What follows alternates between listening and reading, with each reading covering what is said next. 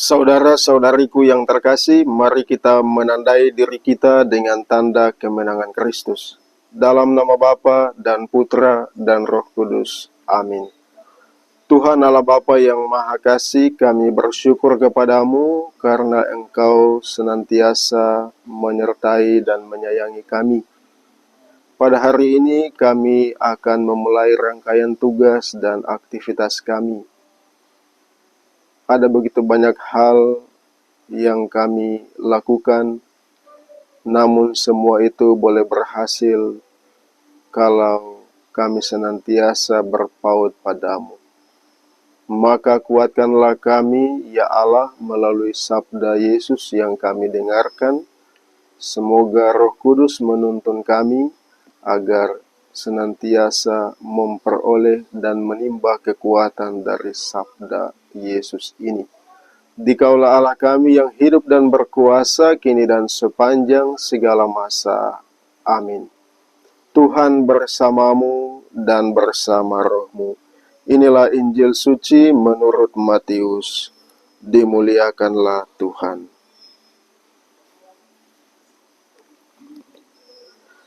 Janganlah kamu mengumpulkan harta di bumi ngengat dan karat merusakannya, dan pencuri membongkar serta mencurinya. Tetapi kumpulkanlah bagimu harta di surga.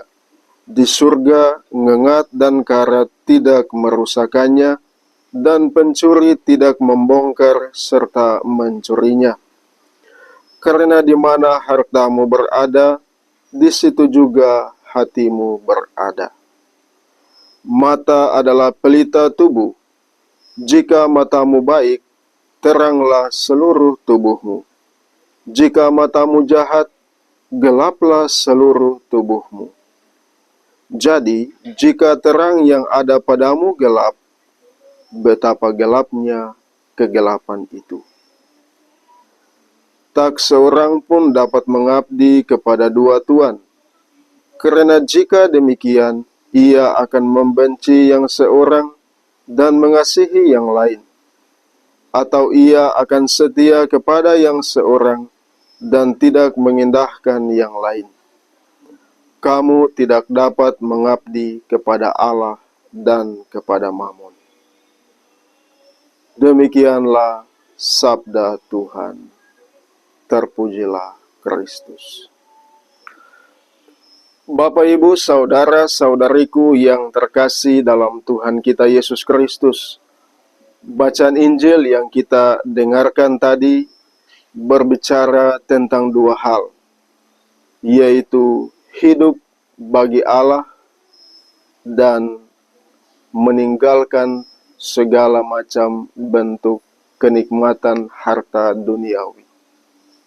Hal itu diungkapkan di dalam perumpamaan-perumpamaan di dalam bacaan Injil tadi.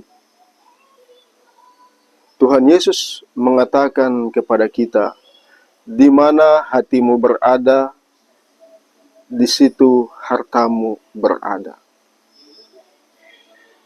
Dan juga ia mengungkapkan perumpamaan lain. Mata adalah pelita.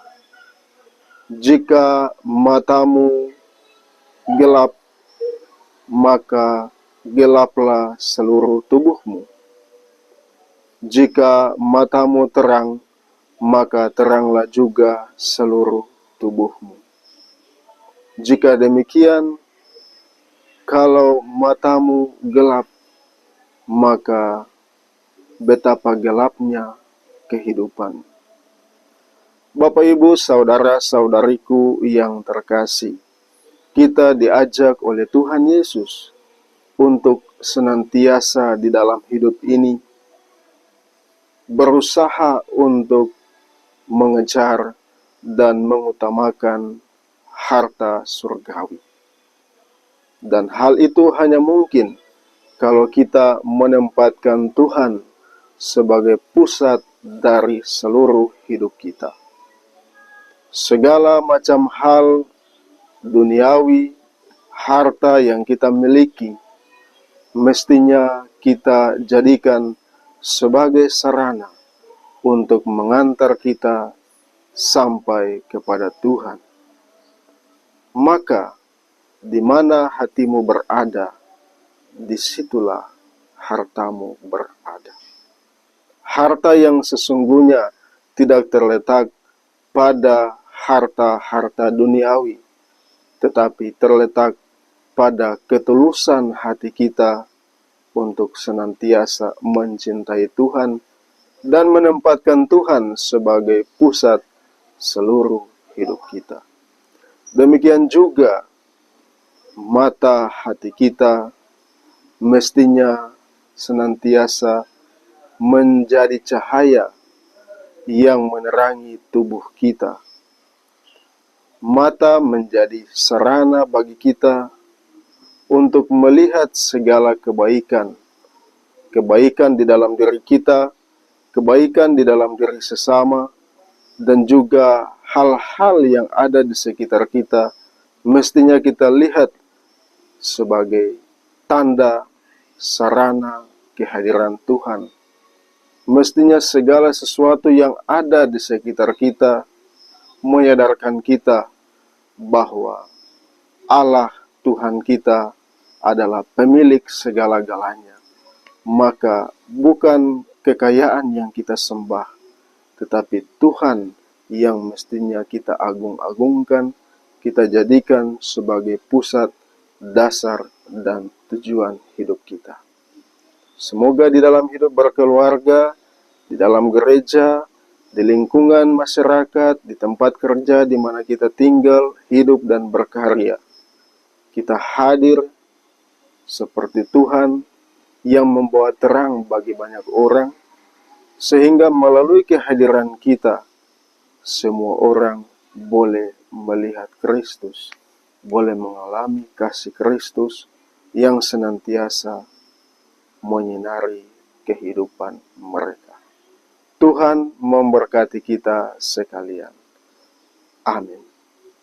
Allah Bapa yang Maha Kasih, ajarilah kami untuk senantiasa berpaut padamu, dan semoga kekuatan Roh Kudus memampukan kami untuk tidak terikat pada segala harta duniawi, tetapi melihat segala yang ada di sekitar kami sebagai sarana bagi kami untuk mengenal Kristus, mencintai Dia, dan senantiasa setia melaksanakan perintah-perintahnya, yaitu menjadi tanda kasih bagi sesama.